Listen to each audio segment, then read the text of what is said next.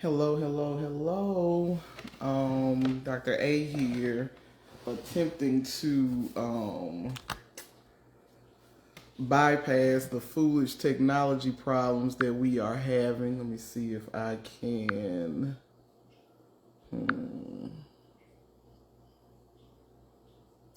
get Dr. S here.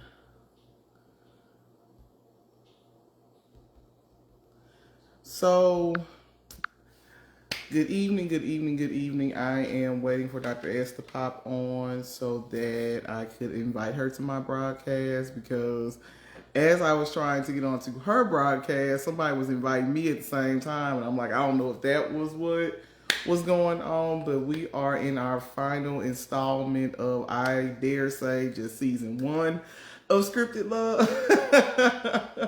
But we have talked about different movies and am I? Yeah, okay. And to really look at how some of these movies could have possibly played a part in how we approach relationships. So, in this love month, we are talking about the finale, which is Love and Basketball. Okay. Let's see. I'm gonna do one thing here. Why I can't? That is crazy. Sorry, y'all. Okay, I see some people watching, but I can't. Let me see. Nope. Nope. But I'm waiting on Dr. Sha-Lai to come on, and for whatever reason,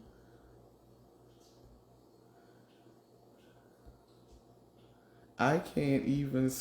This is so crazy. It always happens this way, right? Like we try to do something, and at the last minute, stuff just don't be working right. So sorry. At the last. So I am going to wait till Dr. Sha-Lai pops on, but we are talking about an analysis of Love and Basketball, and possibly how um those early black, hey, I'm gonna call you cousin sister Kim because at this point you are family. And so thank you for watching. So we've looked at other movies so far. If I had a favorite, like just a favorite conversation, I feel like a lot of them has been really good conversation, right? So we've done, I can't remember the order we've done them in, but we've done Love Jones, we've done Just Right, we've done Wait and Exhale, we've done the first one was Two Can Play Their Games. I went on this whole rant over the summer about, like, we watched these movies, we deemed these as really good movies, and I just began to wonder if we took cues, specifically like in my generation, because a lot of these movies came out when I was in high school, when I was in college, and okay, minus Wait and Exhale, right? um, but looking at how we possibly could have taken cues from these movies that we watch and we love, right? And is that possible that these interactions 2 seconds, sorry. Um to see if these interactions like play out in our relational lives. So we've taken a hard look. Come on, let's see. Make sure I push the right button. All right, Dr. S is on. So yay, says adding. Here we go. All right, we're just gonna leave it the way it is. I see. I hear you. So give me a minute to see you. So if you can't see me, I did connect to my hotspot. Okay. Okay, I You know, see you on my iPad. I don't see you on my phone, so I'm gonna say everybody else see you. this is so weird. It was the same way when I did this the other day with someone. Mm-hmm. I couldn't see them on my phone. Mm-hmm. Okay, actually I guess my hotspot not working either because I still can't access it. Oh, okay. Cousin Kim, I told her because she's someone I've known literally since before I was. Well, I didn't know her before I was born. She's known me since I was a baby, and I grew up with her in our church, and so I said I'm gonna now call her cousin Sister Kim because at this point she's family. But anyway, she said she sees you, so Okay. you're seen. All right. It's still not working. So I don't know. I don't know how hotspots work. Oh well. I But you're the people see you. Okay. Do they see you too? Because I They can't see see me. you. Yeah. Okay. I'm at the top. I feel like I'm super zoomed in, but I'm on there. Okay. All right. Got a little All right. technology. Yeah. Like, and when you were trying to request me on your live, somebody at the same time was trying to request me to be in their like video room. I guess some like church services going on, Mhm. and they did like a mass like request. And I'm like, as you're probably it's probably why you couldn't get me because somebody else was requesting me, and I was trying to decline their request, but I guess it declined everything. So yeah. It's crazy. All Oh right, but well. here we All go. right. All right. I Here want we to follow your lead because I'm like not flustered, but I'm like, what that work? Dang it. go. So I was just going, through kind of reiterating what you were saying, how we've been doing this. I think you said this is our sixth movie, which is crazy. Indeed. This all started, for those of you who are new here, from a rant from me. And Dr. Sha-Lai, God bless her heart, she let me just go off. And and then in the consequence be like, have you made your therapy appointment yet? And so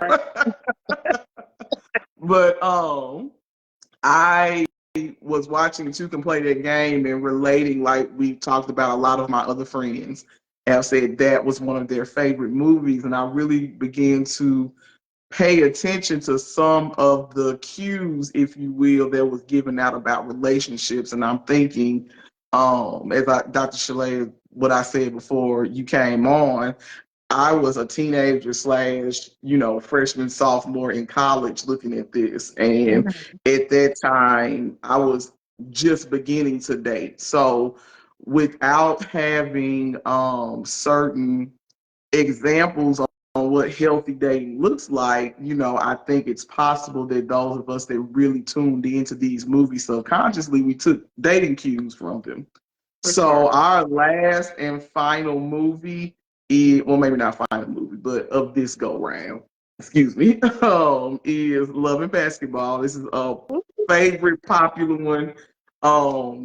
And I really did not give this movie the credit that it deserves. I was ready to go in on this one too.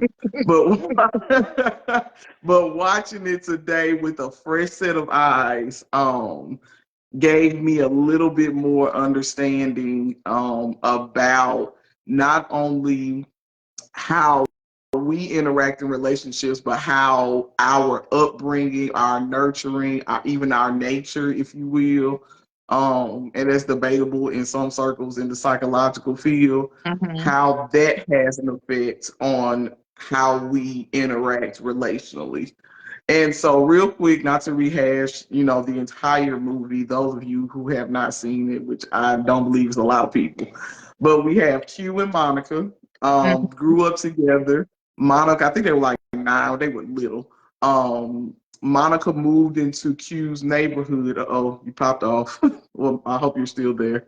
Monica moved into Q's neighborhood when they had to be like 9. Let me see if I can request her to come back in because she popped off.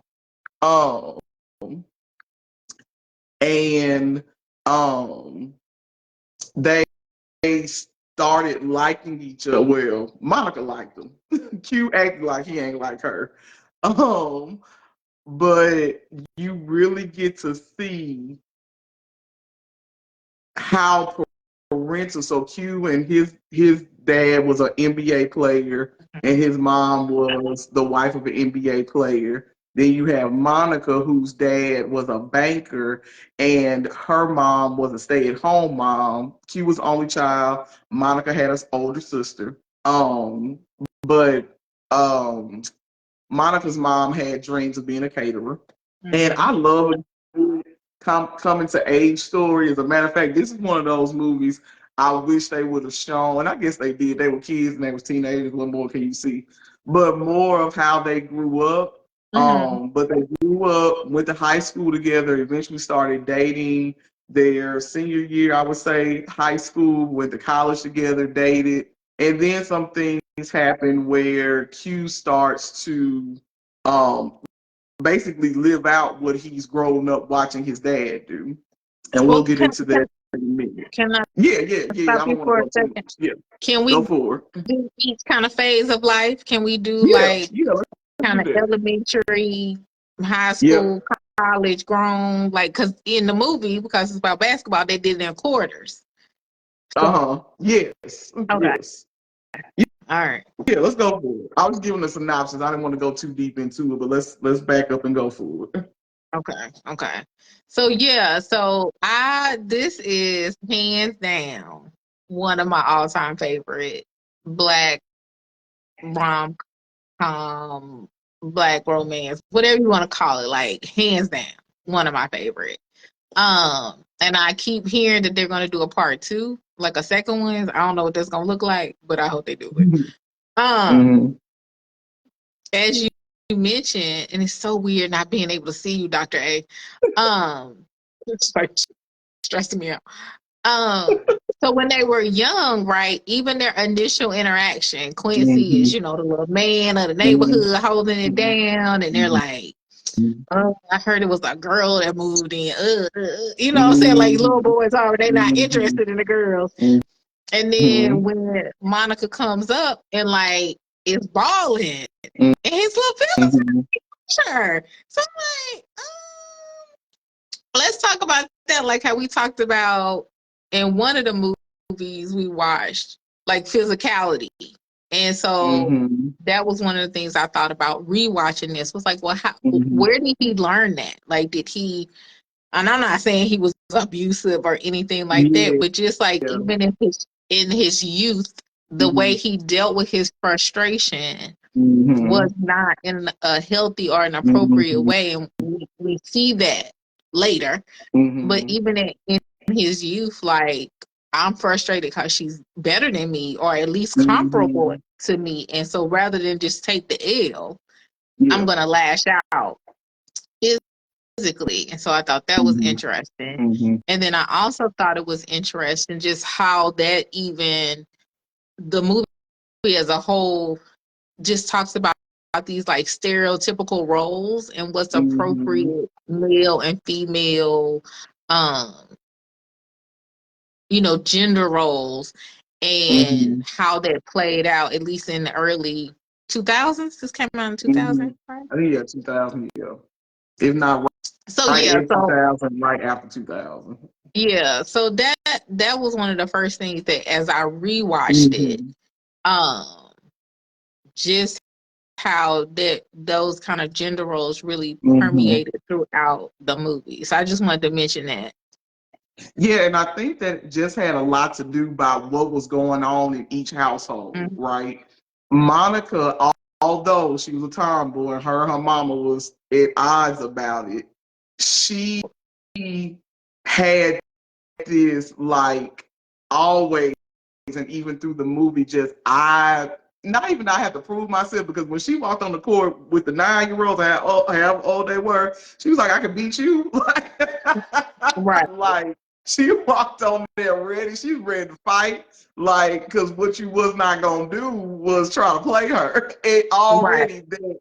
And I believe those were like subconscious, looking at the interaction between her mom and dad, because she said later on in the movie, you didn't stand up for yourself. And to her mom, I forgot exactly what they was talking about. It was a couple things they was talking about later on. And that stuck with her. So I think that's how she led. Like, what you ain't gonna do is run over me Right. just because I'm a girl. And I think Quincy is the same way. Like his dad, as I used this phrase earlier, was caveman, beat on the he was a lover boy, but like he was like, I can't do this. And she was trying to write a card to Monica for scratching her face up. And his daddy was like, what I tell you about using that word can't, even though he's supposed to be checking him about cussing. Right. Right. He's like, in a man's dictionary. So, it's all about, as a man, this is what you do, based on him being an athlete, based on him being popular. Like, so not that I don't think that he's ever, it doesn't say, which I don't think this happened, saw his dad be aggressive in that way with his mom, but there was no, this is how you deal with your frustration talk. No, if you feel like you can't do it, man up. That's basically the message that his dad was giving him. So you see that in just their upbringing. That's so true. Like that dichotomy between even it, in 9 or 10 or however old they are, 11. I think she said at some point in the movie, I've loved you since I was 11 years old. But yeah, like the girls were expected to be, very girly and wear the dresses and all of those kind of things. And he was taught to be assertive, even bordering on aggressive. And even like, after he's pushed her down, maimed her face for life. You know what I'm saying? But I still like you. That's the whole look. That's a whole another thread we could pull. Right. But like right. But the next day, when there's like they're walking together to school, he's like, "You want to be my girlfriend?" Negro. Put me down. And it was interesting, and I thought about you when that interaction happened. He was like, "Well, when I mess up, I buy you flowers," and she was like, "I don't like flowers." Right. Don't buy me flowers. But she was like, "But I like." But it's that whole just what you think you supposed to do as opposed to figuring. I mean, they were 9. True. Let me give him credit. They were. He's only acting with that. It's fascinating when you in a classroom and you see kids just reenact what they've been observing. And it gets to a point where I can't get mad at you for being that way because you only learned it from looking at your folks. Right. And so that whole little early first quarter exemplified it. He was like, I'll buy you flowers if I mess up. But then he was like, well, you got to ride my bike. And she like, but I don't want to ride your bike. I want to ride my bike. And so it's these extremes, right? These extremes of either I have to treat you in this particular kind of way because you're a girl.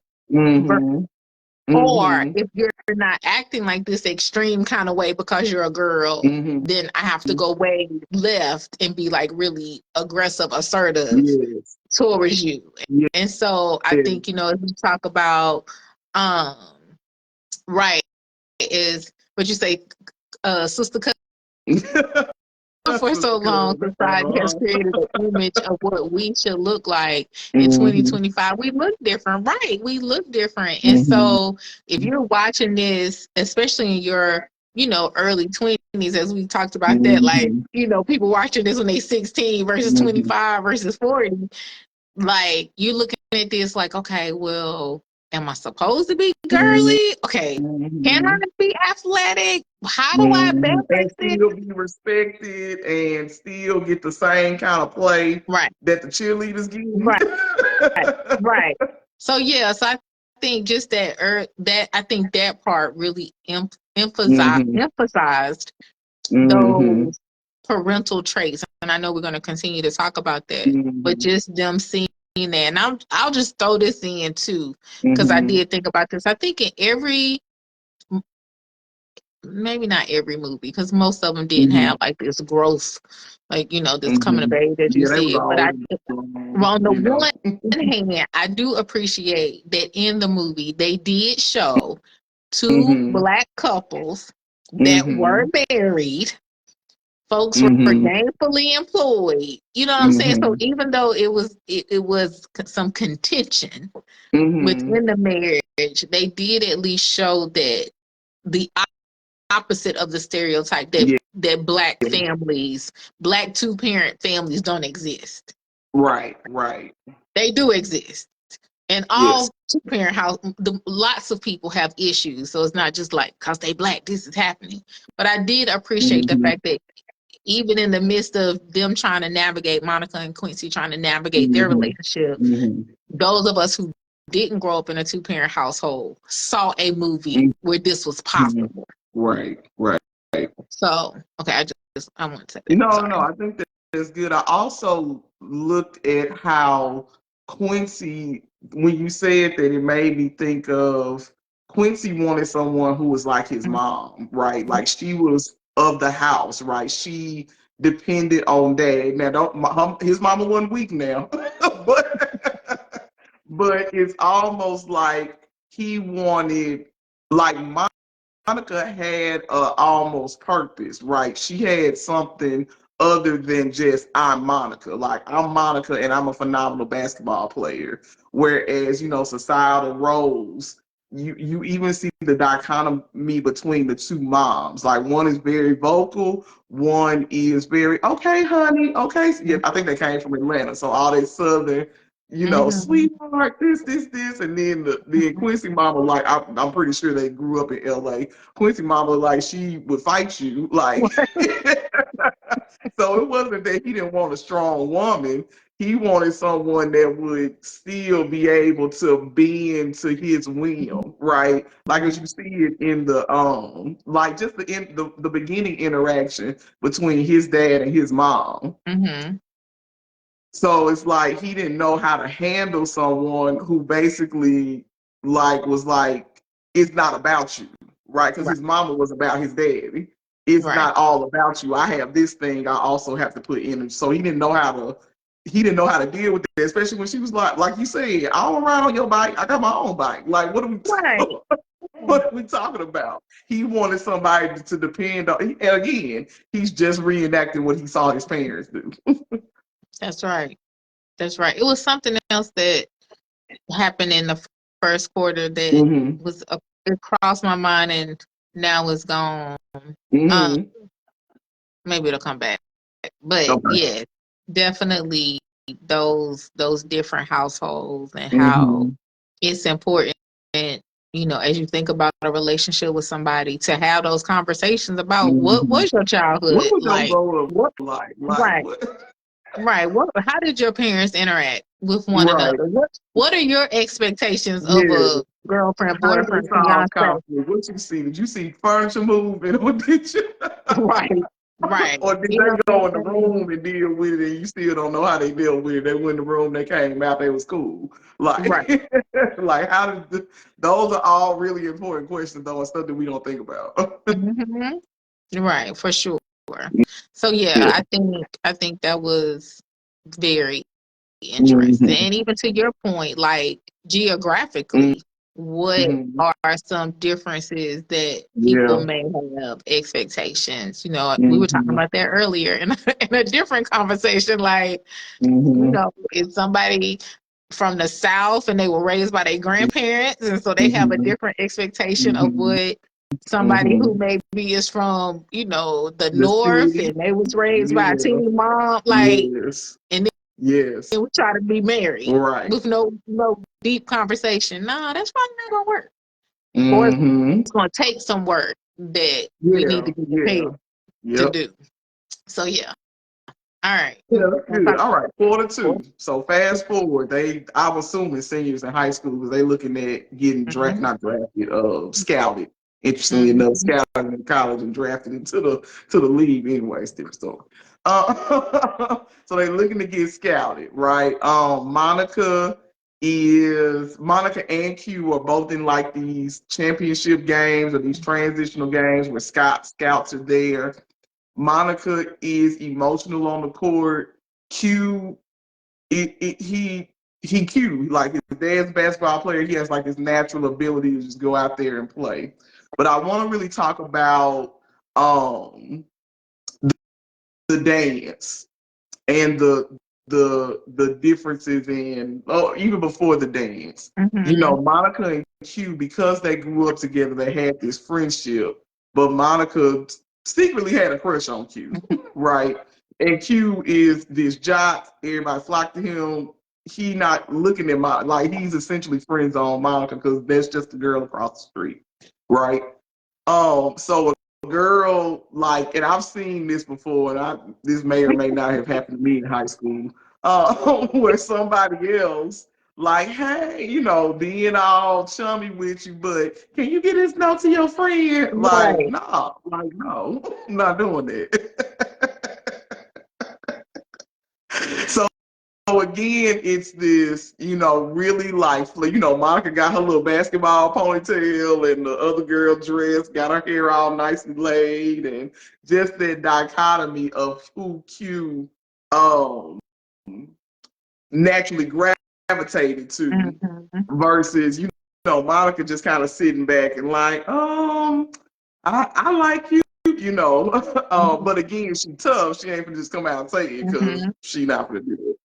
So spring dance, I think it was the spring dance, could have been the prom, but it was a big deal. Mm-hmm. And so I want to shout out the big sister because I love what she said.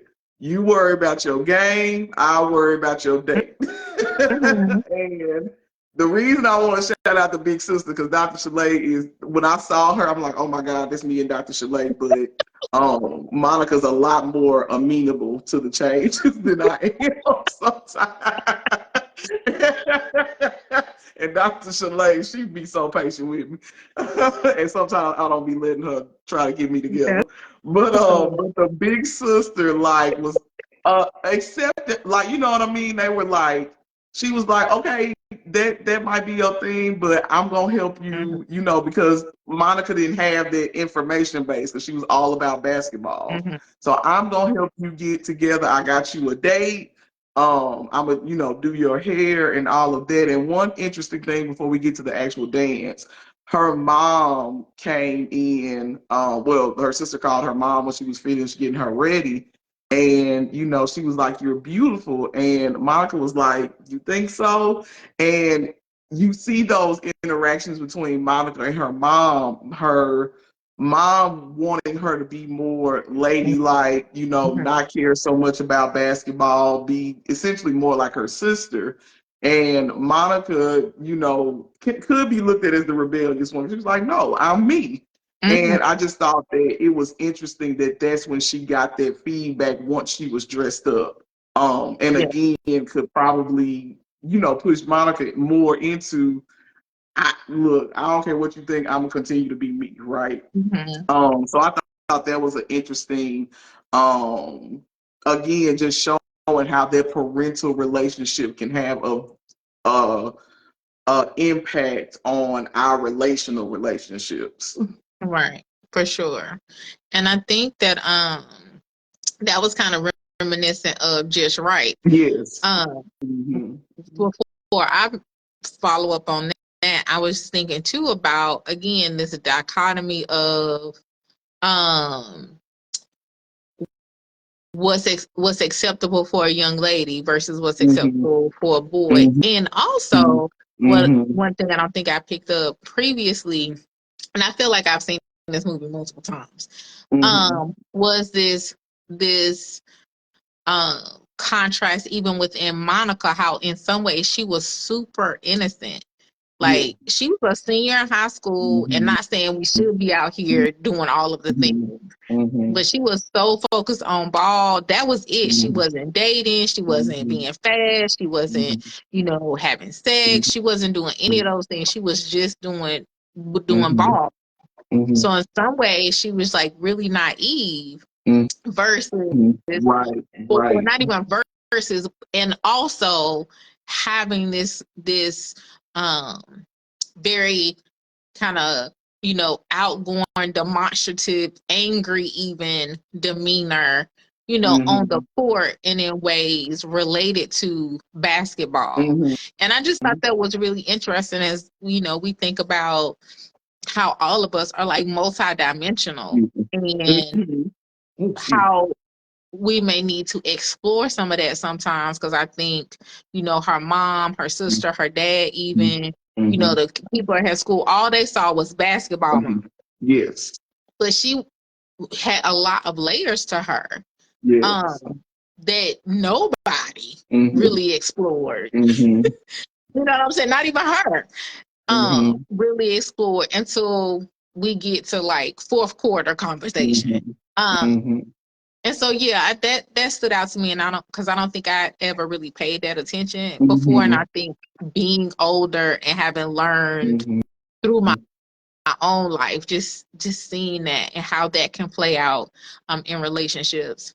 And then, yeah, definitely the interaction with her and her mom and how, it took her hair being done and her makeup being done for her mom to be like, oh, here is this, something about these pearls, grandma pearls. Here are these pearls, you're beautiful. As opposed to you're beautiful in your jersey or you're beautiful when you play ball, you're beautiful, whatever. And so how that also, plays into some of us and how we view ourselves because our parents, our families are often mirrors for us. And so, yeah, that was another interesting interaction. So, yeah, so when she got to the game, no, I was just going to say, so when she got to the game looking absolutely, totally different than probably anybody had seen her ever, there were some strong reactions across the board. Girl, she went from set it off to to cover girl. Listen, I was like, okay. I said, look, Q noticed her then. Listen, it was like, who was this? Then he started kind of like, well, again, somebody he probably saw every day because they lived across the way from each other. And again, you don't see her beauty until she's put on a facade or put on a persona that wasn't necessarily her. It could have been her, like you said, to your point, if it was explored more, but it was just like criticized. And I think to your credit, that's probably why, yes, she was good at basketball, but I think that's probably the one part of her life she saw the most success. So that's where she worked. That was safe for her. It was like you said, she was innocent. She wasn't out here, like homegirl leaning on, well, that was her car. But homegirl and Q caked up outside Q house and she didn't do all of that, but I think that was her world, and that's where she felt the safest and the most successful. And I think as Black women, that's what we tend to do. We tend to not explore or cultivate or try to like something that we deem is not successful. I can speak for myself. Like in some cases, work is successful for me, but like in relational areas and how to do well in relational, I'm like, well, shoot, I'm gonna stick to what I know. I'm gonna stick to this part versus trying to explore the other layers of me in this area. And I think that speaks just to relational intelligence, period. I absolutely agree. That was,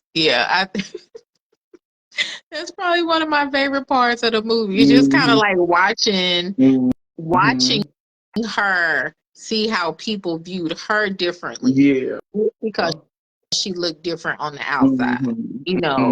Watching her be uncomfortable in that dress and slouching down in her seat like she was on the court and being like, okay, wait a minute. Or what happened? Like when they first walked in and Boris with his fine self was like, can I take your coat? And she was like, oh, are you cold? Like these again, these things are like, these cues. like just so innocent and clueless. And then, on the other hand, like aggressive and stuff on the court. But even that, I don't think we talked about that. Like her being aggressive on the court, she getting technical fouls, she having to sit out the game. Whereas if a guy did it, Yeah. he just playing a sport. He He just, just you know what I'm saying? passionate. He passionate and she emotional. Right. Yes. I So, thought about that as well. mhm. And how old girl was like, dang, I didn't know Nike made dresses. Like, Right. I wish she would have been like, and I look better than you. And I wish she just would have had that clap back for her. But again, she didn't even, she probably would have popped him just because that's how she fought. She didn't even fight with her words. Mm-hmm. And so, like you said, everybody's reaction. And I think that is so relatable to a lot of girls who are more sporty, or you know what I'm saying, it's not the what society has deemed as ladylike or girly. The second they pop out and show somebody, Right. they treat the girl like the ugly duckling or something, and she looked the exact same Mm-hmm. before. You know what I'm saying? So yeah. Right. So that was interesting. So what were your thoughts on the interaction after Q got rid of his little fast tail girl and sidebar? Why Gabrielle Union always got to play the fast tail girl? Anyway. And a high school student when you're 35. Saying we remember hoping to play that game. I always got to be the side chick. Anyway. And then Monica got rid of her college dude, and they had this moment. Right.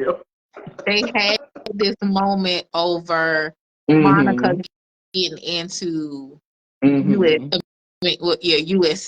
Like, what were your thoughts about that? I think, again, it's so interesting that Monica has been a support for Q, forever, right? Mm-hmm. And Q, I believe, has been a support for her. But they did not have this moment until she showed her figure, if that makes sense, right? Like, you can even back it up and see how, like, when Q parents were arguing, how he would go sleep in her room, which said something about both set of parents. Ain't nobody checking on their kids when they sleep, but okay. Listen, don't nobody notice it. Ain't nobody doing room checks. So okay. Nobody doing room checks. But you can tell that Q, like I said, Q had this, I don't want to say dependence on her, but there was a mutual support from both sides. And you even saw it outside the basketball court, right? And so it was interesting that that is the moment that they bonded and decided to take that relationship further after this dance, right? Like, again, they had plenty of opportunities to, for Monica to express, hey, I like you. It was just interesting that it came out then. And I don't know, there could be movie writing, there could be, however they decide to edit the movie, but I just thought it was interesting then, as opposed to what if the school dance never happened and they, she came out in her shorts and tank top and said, I got my USC letter, and what would that moment have been like? Yeah. I guess she figuratively, pun so intended, shot her shot with Q. Yes. Because I guess she was like, what do I have to lose at this point? Yeah, like, we out here now, literally. I've been liking you all this time. We going to the same place. They have this moment, and then now they're together, and we're in the third quarter. Right. Yeah, so they both in college, both on their respective basketball teams. Q is, again, superstar. What's the girl name? Monica's having a little struggle because now she's the little fish in a big pond and trying to find her identity with her new team. And that's where you start to see a little bit of the cracks. Like, they were all in each other's faces, all smoochy. I loved it. And when Monica was like, this is now becoming serious for her, like, I can't stay out because I got curfew. You know, I don't get to play if I don't, you know, abide by the rules. And there was some family issues that was happening with Q. I think his dad had a paternity suit on him. And he wanted Monica to just be there for him, which again, something she has never not been. Mm-hmm. She has Mm-hmm. never not been there for him, even when they wasn't dating. And this is where people say this is a toxic movie, but I had to get them again. I'm glad I watched this today because they in college. Who know what they doing in college? Right. Who know what kind of navigation we doing in college? Like, you know, they were saying he toxic, but again, it's always been about him in his world. Yeah. It's about him. Right. It's if you move, like, you can go all the way back to quarter 1 when he decided, I want you to be my girlfriend. And she's like, oh, okay. You know, so it's always been about him. And you see that when, you know, the rubber meets the road and it's kind of time for it to be about her, it wasn't reciprocated. And she did what she felt like she had to do, because I say this was her purpose. This is what she loved to do.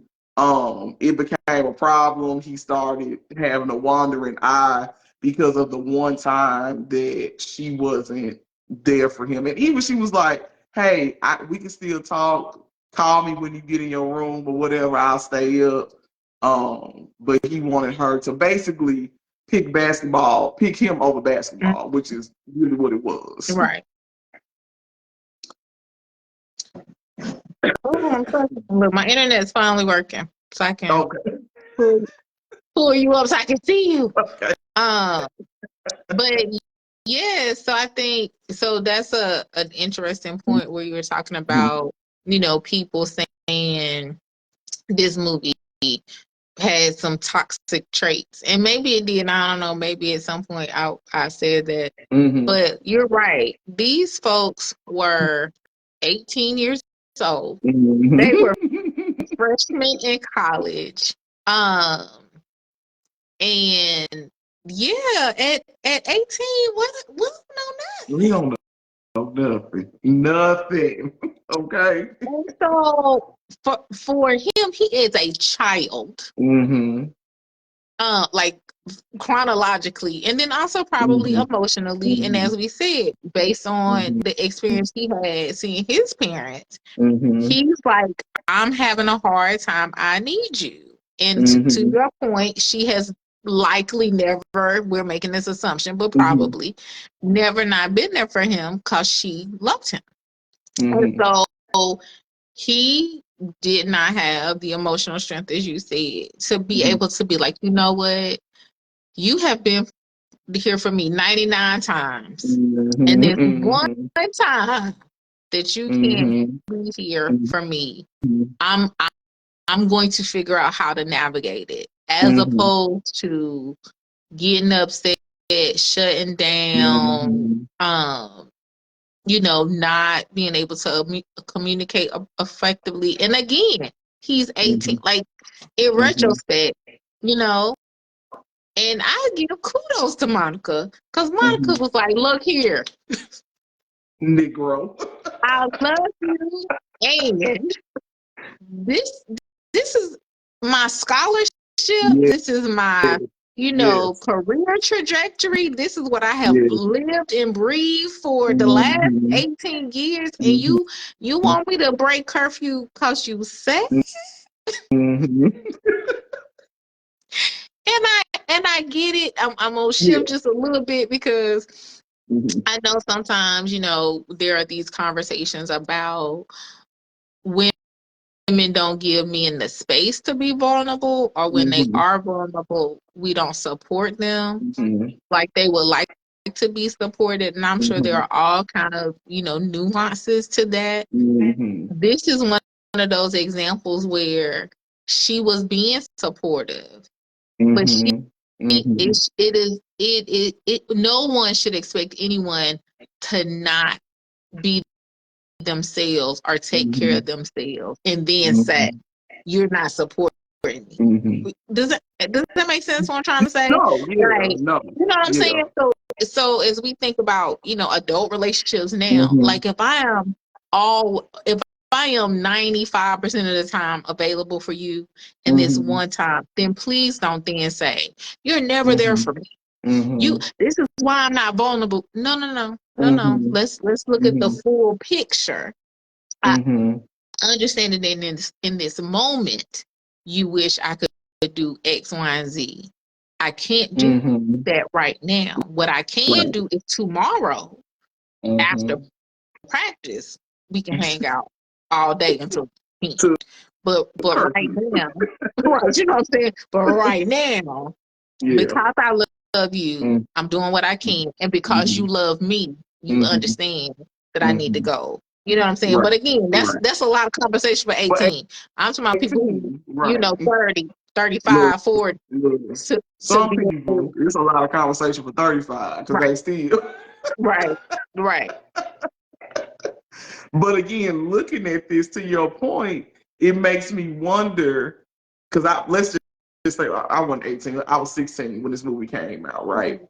And Mhm. looking at that in my fully formed frontal cortex, I think some people, I speak for me, I think I would have taken that cue as opposed to saying, let me do what I need to do, but let me sabotage myself in order to be here for this relationship. Because of the way he reacted, right? The way, to your point, had he said, you know what, you're right, this is hard for me, but I want to make sure that uh, abide by your Mhm. obligations. But I think looking at that as a young person, there's a possibility you can go either way. Either you can go Monica's way and stand firm on your commitments, or you can look at how Q reacted and said, "Nope, I want to show you that I'm a down A chick." You know what I'm Mhm. saying? I want to Mhm. show you that I'm here with you through thick and thin, and not having that, forethought or the balance of no, like you said, this is my scholarship. This is how I pay for my stuff. Right.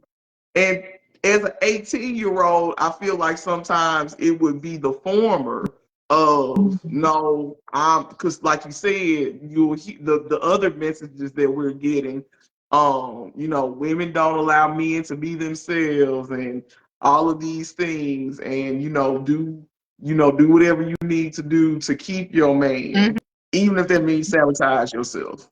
And Right. so I think about young younger us, or me rather, because I was in high school, like you was grown. So it might not have had the same effect on you, but I'm like, I probably would have looked at that. And if I was in that situation, I wouldn't have thought about my scholarship. I would be thinking about, let me stay here to show you that I'm for you, even though I done shown you Right.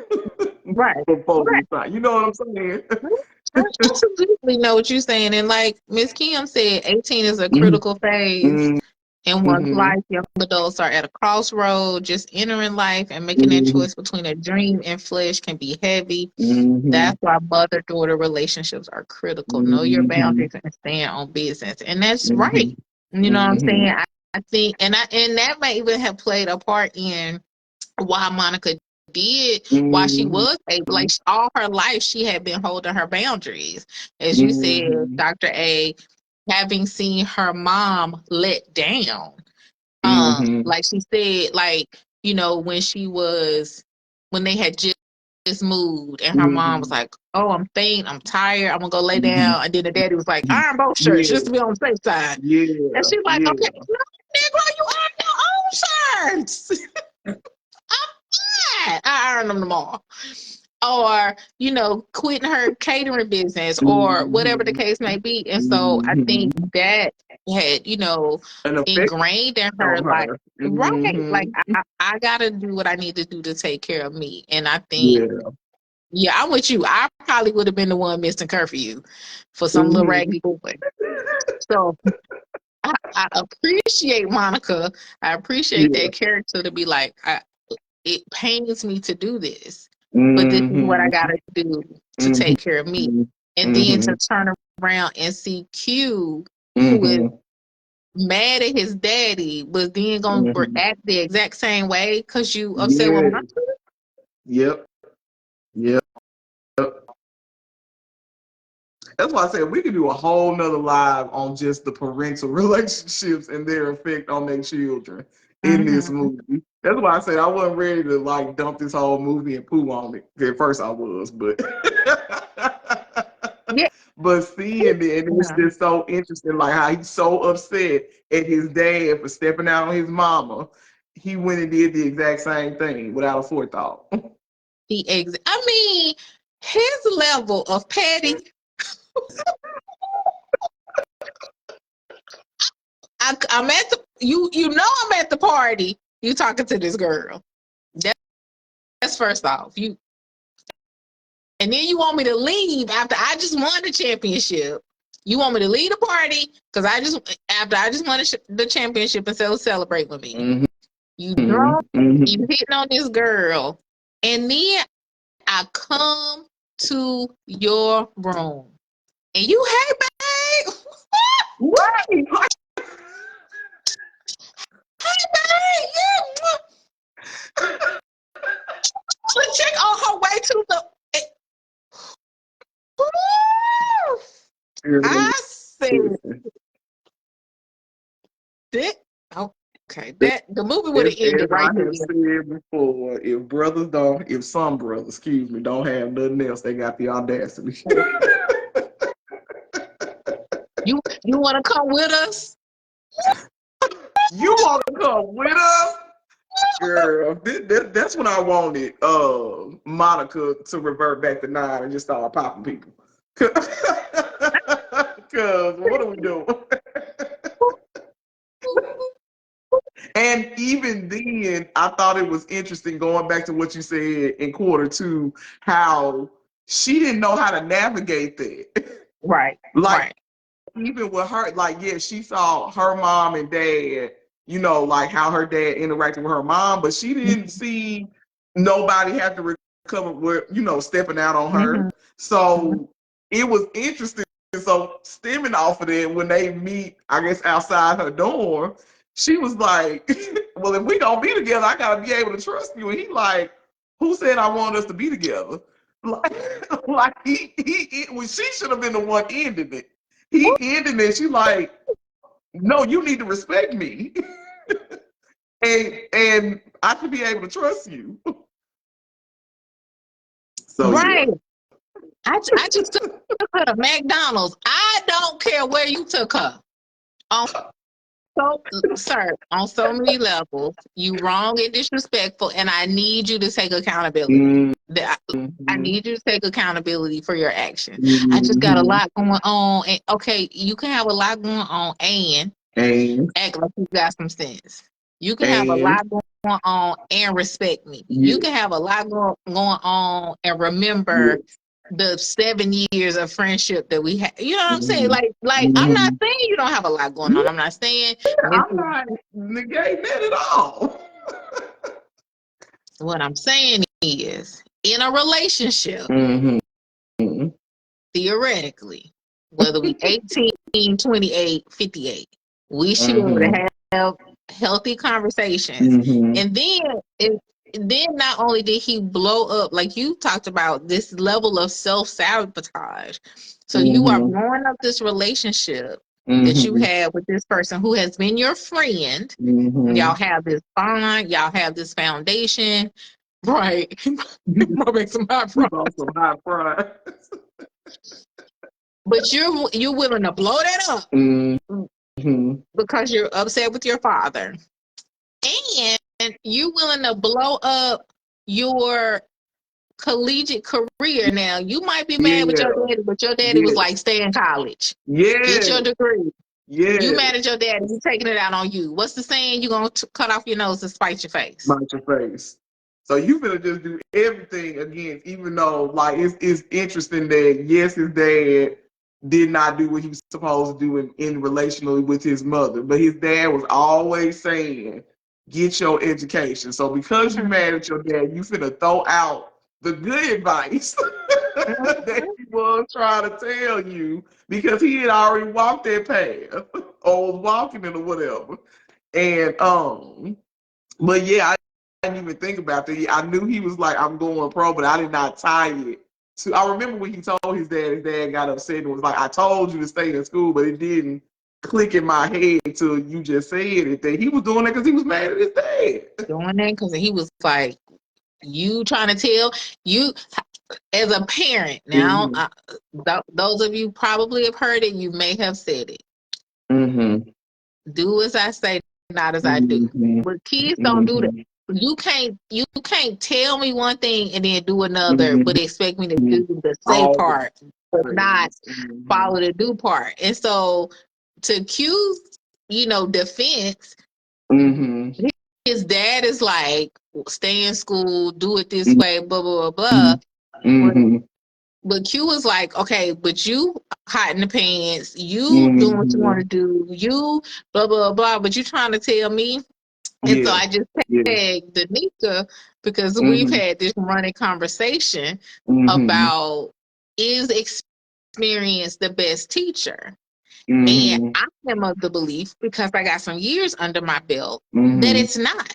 It is my belief that we have. That's why we have elders. That's why we have ancestors. That's why we have teachers. That's why we have, because there are people who have done these things who they know the fat meat grease. They know the boo boo stain. They know that particular path is thorny and not the right way, and they tell us so that we can bypass all of that and get to where we need to go. But some of us in our youth, the soul hot. We don't believe it. We just got to see for ourselves. We just got to see. And so this was a prime example of if some, even if the adult is not making a smart decision, if the wisdom is wise, if the wisdom is sage, listen to the people.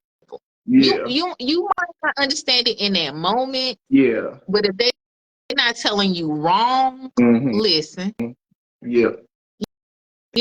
know they had to do what they had to do for the movie, but this movie could have gone a whole other way if Q had stayed in college for a year.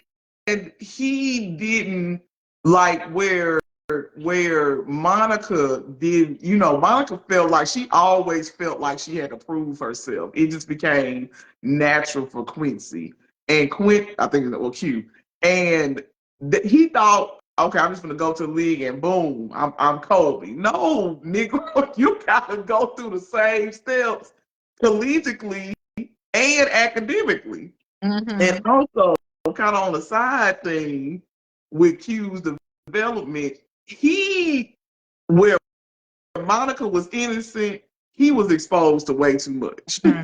Like his mom, and I get it, he was 18, and maybe there was 80s, early 90s in the movie when his mom showing him the private eye pictures, even going back to hearing the relations between his mom and dad when he was younger. But he was exposed to just what I just thought. I was like, why y'all involving him? I mean, yes, tell him as dad, telling him, like, coming to him as a man and be like, yeah, I messed up.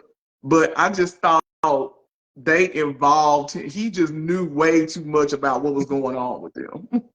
Yeah, that's probably why he was like feeling himself. I'm grown. I can do what I want to do. You know what I'm saying? Because that's how they treated him his entire life.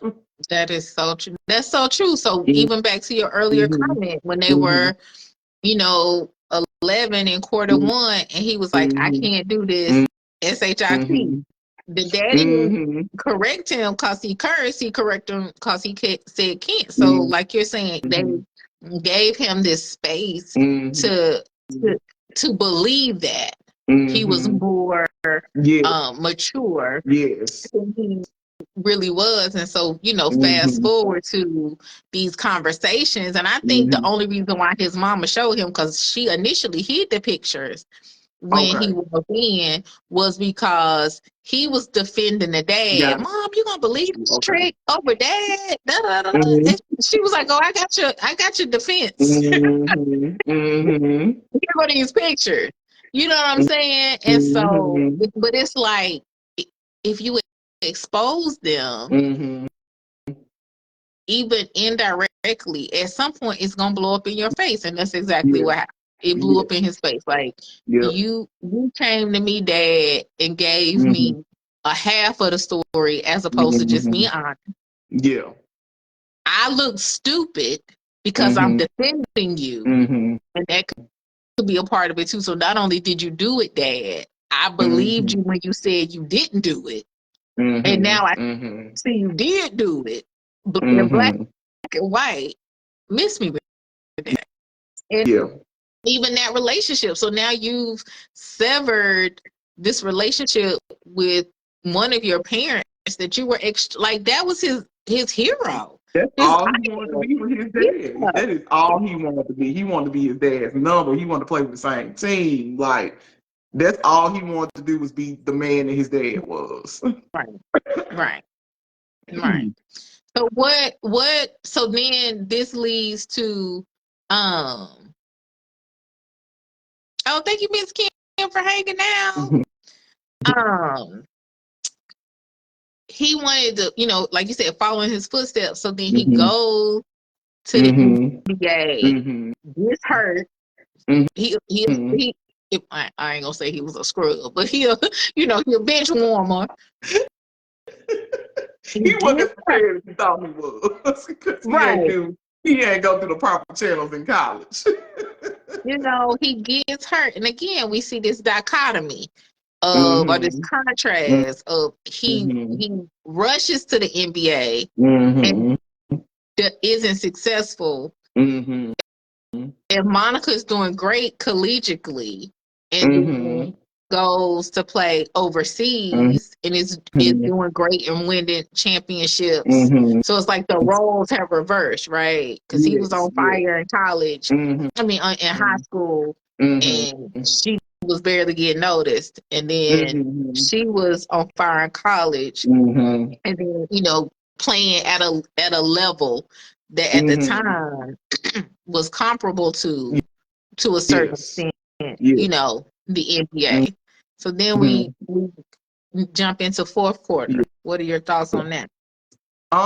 I thought it was again interesting to see how Monica, they both said something like Monica started to lose her love for basketball because I think her goal was to be the first woman in the NBA, and I don't know when WNBA was established.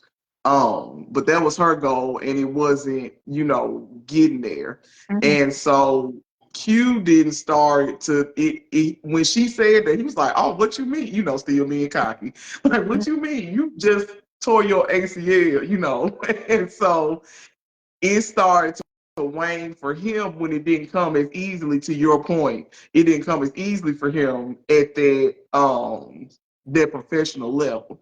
So it shows them still kind of being awkward with each other. But she goes to visit him in the hospital after he has his surgery. Mm-hmm. She finds out that he's engaged to, I don't want to say his type, but who he is, the has a what is traditionally considered a woman's job. She's a flight attendant.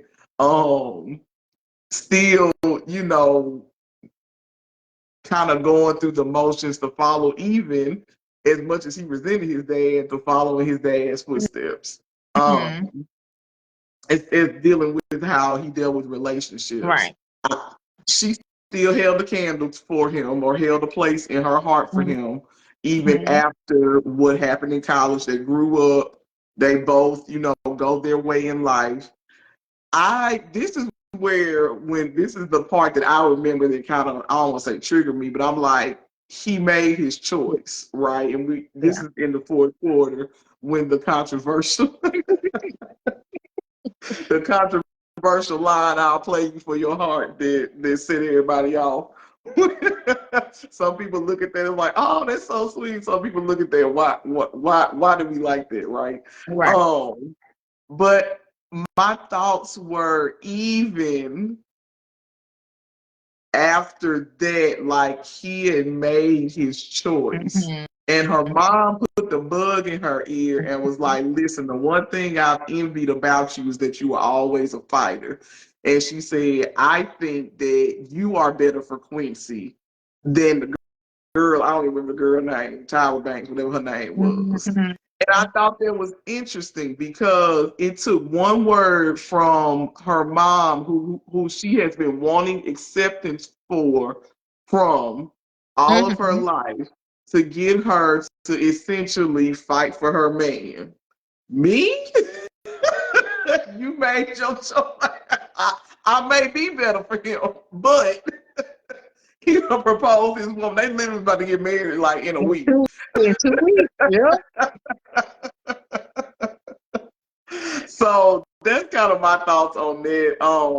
The one here it is. The other thing, the other time where it happened as the movie ended, where he was the support, quote unquote, while she was doing the professional basketball Mhm. thing. But this was one of the times where she chose, quote unquote, love over basketball. And the way the movie played out, that's when she got her man. And I just thought that was really interesting. Mhm. Just how that fourth act, that final act, that fourth quarter played out. I'm Okay. interested to hear your thoughts. I hadn't thought about it like that. I did. So the one of the questions I have for the audience. So if those hanging out, those watching the replay, and we're gonna have to figure out a way, Dr. A, for you to download this to get it to me so I can upload it to YouTube. But Right. is how many of us would go 5 years Mm-hmm.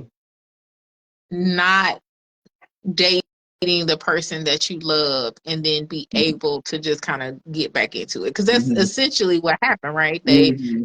dated, they broke up freshman year, they hadn't seen Mm-hmm. each other Mm-hmm. at all, and she comes Mm-hmm. back and is like, but you are who I love Mm-hmm. and you're who I want to be with. And so I think from a relationship standpoint of like, how often does that really happen? And then Mm-hmm. if that does happen, what are you willing to do to see it through? Mm-hmm. So that's one thought. Specifically in the movie, like, her leaving this thing, like you said, she chose love or at least something Mm-hmm. over basketball. Because I Mm-hmm. can't say she moved back for Quincy, Oh but yeah. she just knew she Correct. wasn't Correct. excited Mm-hmm. what she, Mm-hmm. what she was doing in Italy or Mm-hmm. whatever, or Mm-hmm. Spain or wherever she was. She Mm-hmm. was in Spain. The other girl was in Italy. Mm-hmm. And um, so she comes back and she's doing whatever she does. One of my favorite lines in the movie is like, "So they cussing their mamas in Spain now." She just had this interaction with her mom and finally Yeah. being able to verbalize Yes. how she felt over all of those years and Mm-hmm. how watching her mom, in her opinion, give up her hopes and dreams and not, Mm-hmm. Mm-hmm. stand up to her dad, like how that impacted her, Mm-hmm. like Mm-hmm. impacted her, Monica, and impacted her relationship with her mom. Mm-hmm. And then Mm-hmm. for her mom to hear, like, no, I wanted you at my games. Because her mom was like, you, Mm-hmm. got your dad. It's No, but I want just you a my mama. game. And, some of the comments, like her mama was at a game reading a book one time. You Like, know? And so all of that was just really interesting, mm-hmm. just to see them be able to finally have that honest and candid conversation. Mm-hmm. Um, and then and I think because they had that conversation, when mom was like, "What I said was what I meant when I said, Mm-hmm. Mm-hmm. I think he can do better." I was talking Mm-hmm. about, I think Monica could receive that because they had this Mm-hmm. conversation. Mm-hmm. I think if they hadn't had that conversation and her mom said Mm-hmm. that, it possibly still wouldn't have registered with her to Mm-hmm. like take action. And Mm-hmm. so Mm-hmm. even though, I'll play you for your heart, it's a movie. It could be perceived super romantic, like we said, some of these gestures, are they really though? Or it could be like, that's try it if you want to in real life, and it's probably not gonna work out for you. But ain't no way you climbing out the window to play with nobody, and he finna get married next right, week. Ain't no way. In real life, right. ain't no way. But I do think the one possible healthy takeaway is, do we want to live with regret? So if I know I care for this person, do I at least want to say, hey, I'm not asking you to not, I'm not going to be out here, playing one-on-one with you. But do I at least say, hey, I really do love you. Like, I really do. I saw a future for us. I wish it hadn't ended like it ended in college. And I don't know that it can work out between us, but I don't want to not say this to you. And then I say it, and then you do what you do. Now, Quincy was like, how you going to put this on me 2 weeks before I get married? Maybe the timing is not ideal. But similar to Brown Sugar, Sanaya's character had this pining and hadn't said anything. So it's like at some point we just have to take ownership of our feelings, our emotions, and at least say it. Now, if it's reciprocated, great. If it's not, great. But you've at least said it. So I think that's my takeaway from that part is like, it is the classic ending that it is. Let's play double or nothing. But it is at least she finally, in a way, stood up for herself as it relates to her relationship with him. So yeah, so, and I think too, it speaks to Quincy because he was like, how you gonna say this? But then he played the game. But then he played the game, but he won because she was tying it back to college when he was like, no, I let you win. And so he didn't let her win. So that was kind of like, no. And she could have walked off. He could have married old girl. And again, the story ended a totally different way. But maybe in his heart of hearts, he really loved her too. And he didn't know how to reach out to her in Spain, or didn't know if she would be receptive, or and I think he even said that, like, I feel bad about how I reacted then.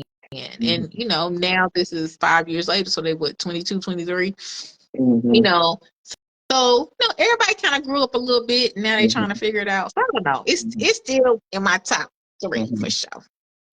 It is a good, but like I said, before today, I don't remember the last time I watched it before today. And just seeing that, and again, I was like, come on, y'all, they was in college. Like, yes, they were exhibiting not healthy traits, but they were in college. Talk to me when they 45 still doing this stuff. And there are people who definitely are. Just that's a whole nother yes.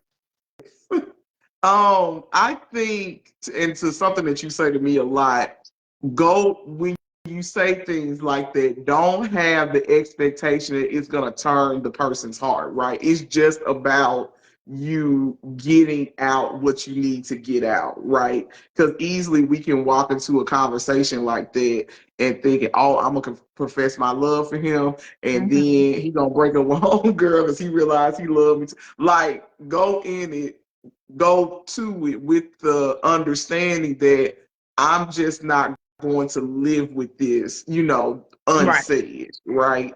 I think that's a good way and a practical way to not set yourself up for failure, because you can say that and then he'd be like, yeah, I'm still finna marry.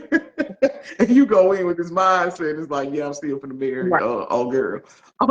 So that, and I also looked at it as you were talking, this whole like Quincy allowing her to kind of again show him that she was for him, right? Like, she's always done that. And so this whole like, let's play one-on-one for your heart, and like you said, he ended up winning anyway. But it's just like this woman working for the love of a man as opposed to what she had been doing, like you said, the 9, 10 years at this point, 11, 12, however many years. Show like even her coming to his hospital room, yes, she still loved him, but again, that's because she could have been like, "No, that nigga did. Sorry, y'all, that dude did me wrong in college. I'm not gonna come." Some Right. people do. Right. Like we moved on, we grown up. So what I don't want the message to be is that you have to prove or show. I definitely agree with you on the get it out, stand up for yourself, express yourself, validate your own feelings. That's shout out to the mountain is you. Validate your own feelings, affirm your own feelings. Don't live with regret, but don't have this mindset where I have to show you that I love you outside of what I've already done. You know what I'm saying? It's almost like that Girl, say one that moment. again. Yeah, that was good. Say that again. show you that I love you outside of what I've already. Because it's almost like that one moment in college had Quincy still like thinking that, oh, you're not there for me when that is not true. Let's look at the entirety. And what I am glad that what's her name didn't do, Monica didn't be like, no, but I did, like pleading with him and bargaining with him. I'm glad she didn't do that. Like, because she knew what she had done. Right. That's so good. I'm so glad you said that. And I think that's something that a lot of people, male and female, I feel more so female, but both are like you said, just constantly trying to show and prove. And I think there's a difference between I don't want to say keeping it spicy, but like, you know what I'm saying? I love you, and therefore I say I love you, or I do nice things. Like, it's a difference between out of the goodness of my heart and out of my love for you, I do these things for you. That's different than you like milking this cow, and I have to constantly prove my love to you because you are either doubting it or because you are insecure, immature, dealing with limited emotional and relational intelligence. You need that from me.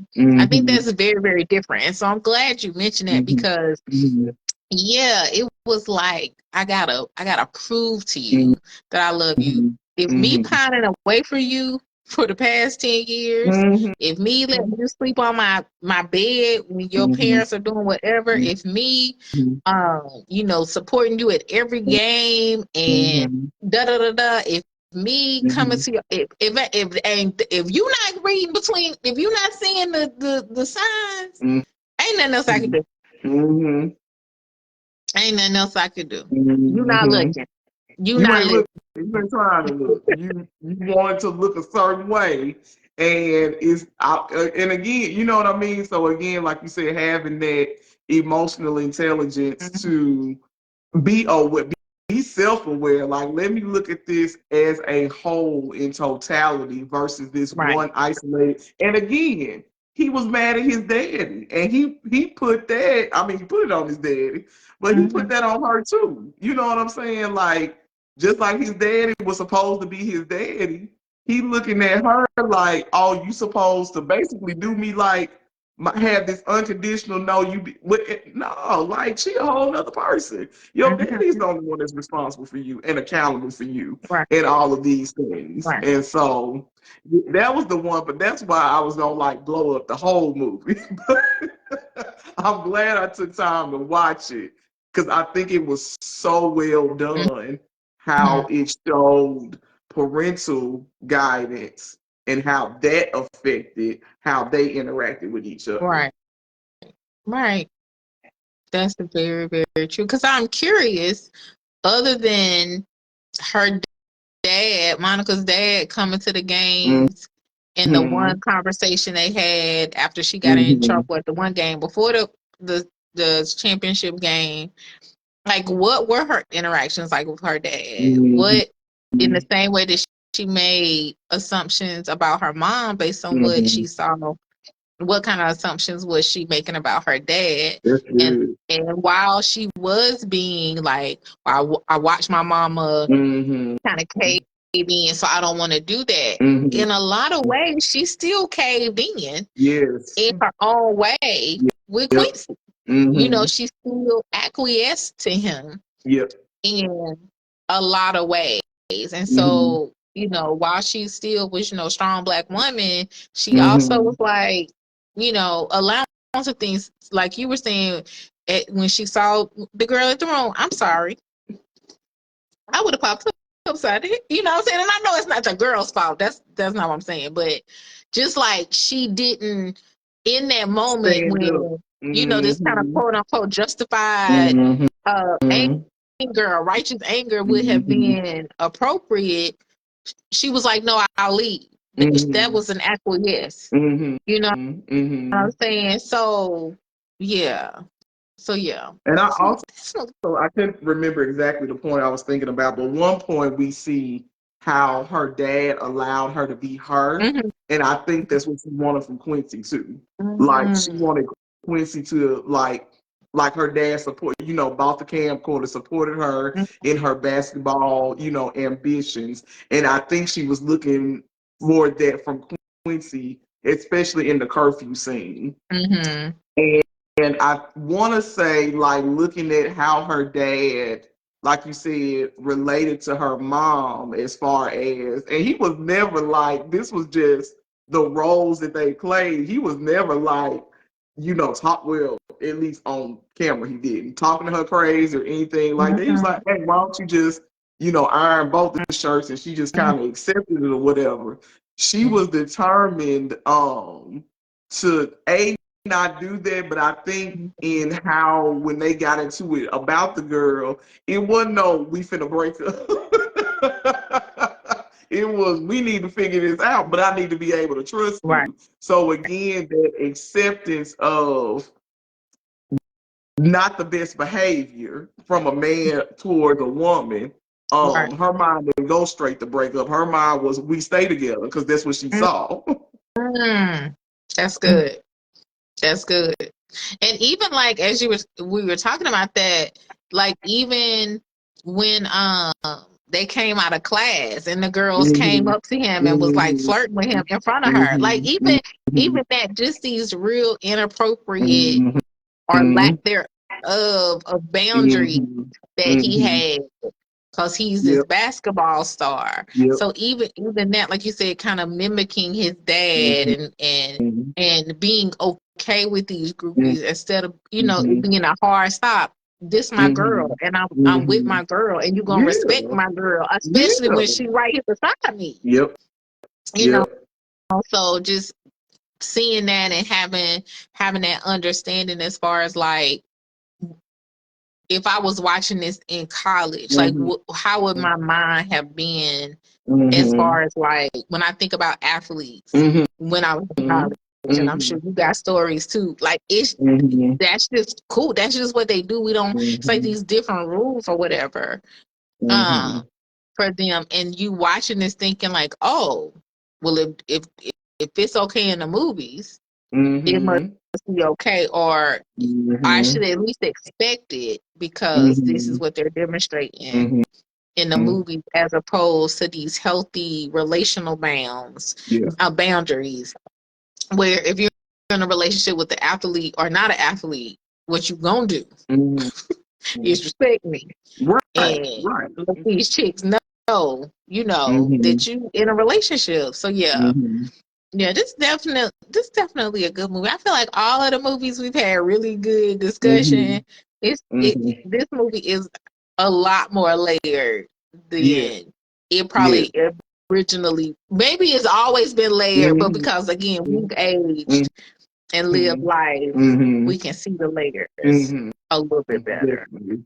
I think that's definitely what it was for me today too. It was definitely I saw it from one perspective when I was younger, and I'm ready to throw the whole movie away. Probably I was probably going through a breakup to see it today and like really honing into those different layers and those parental relationships with their kids. Who I don't know who wrote it or who produced it or whatever. I can't recall their name, but they did a really good job.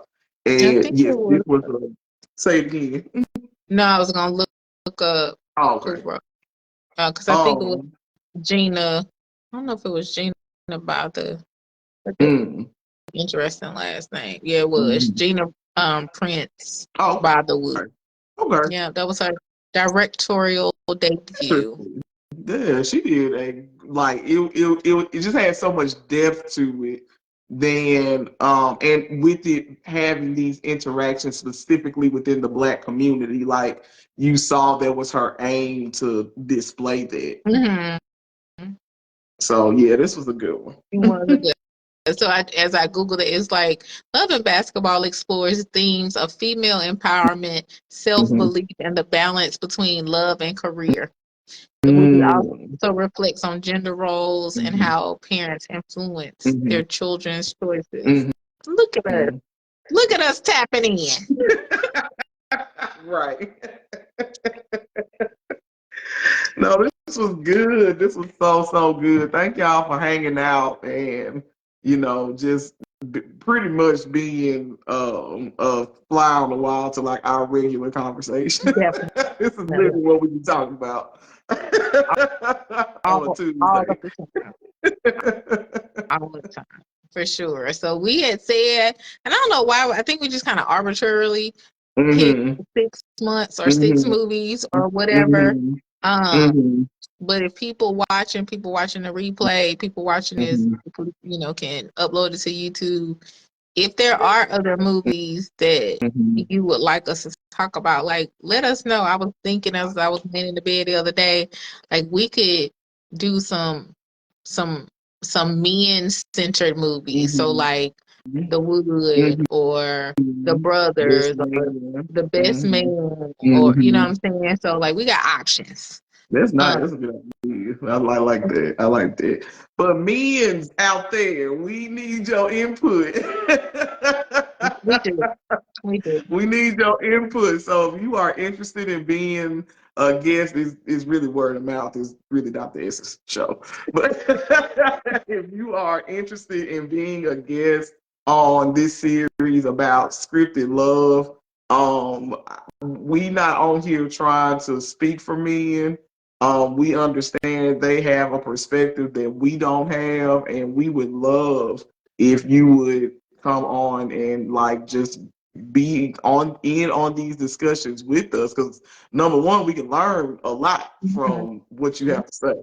And so if you're out there and you share this, like feel free to let one of us know and we will set it up because I love the idea of doing men centered um, movies next because they have a whole different dichotomy on it. Yeah. For sure. For sure. Yeah, I absolutely agree. If you watching guys and you want to be a part, we are more than happy. In fact, we would love it. Like we've said that before. We had a guy on one time because we were like, Mhm. we're women. Like we Mhm. only know what we know. So um So yeah. having a different perspective is always welcome and Mhm. appreciated. Um so yeah, so I'm gonna let Dr. A wrap it up since we're on her page, since Spectrum wouldn't let me be great. Facebook Live Yes, wouldn't let me be great. we made it work. We had those of you that came on late. We had some technical difficulties, but we made it work. So yes, this has been Dr. A and Dr. S. I don't have like a fancy outro, but I know Dr. S got some things coming up, and I will allow her to share, and then we're gonna let y'all go. I keep trying to get her to get a fancy outro, but like she said earlier, she don't be listening to me. Um, so the thing I want to mention, two things. One is the fifth annual Roar Like a Lioness Women's Conference that is coming up April 5th. It'll be in Belleville, Illinois. Tickets are $65, and you can go to drshalay.com/events-1, the number one, to reserve your spot. It's gone. Y'all, I'm telling y'all need to be there. I was thinking about today. It's the Lord is there. It's going to be fire. You want Mhm. to be there. And then the other thing I want to mention is I am um, back in private practice, and so I can serve as your life strategist. So if you prefer self-pay, if you are somewhere outside of the state of Missouri, whether that's anywhere domestically or internationally, I got you covered. Mhm. Or if you're in the state of Missouri and you would like to use your insurance, and I can serve as your therapist. Either way, you're going to get me helping you to shift from stuck to starting to success. And so you can find out more about that at drshalay.com -4, the number 4, the letter E dash consulting. So yeah, that's all I got. That's all I got. All right. Well, thank you. I'm usually the one on her page, so thank you for joining me today, Dr. S. And thank you all for interacting and commenting and just watching us. If you are watching the replay, be sure to say hashtag replay, and we are going to figure out how I can download this so we can get this on YouTube because this is a really, really, really good conversation. So be on the lookout for our next installment of Scripted Love, and we'll see you next time. You guys have a great evening. See Bye. you later, Dr. S.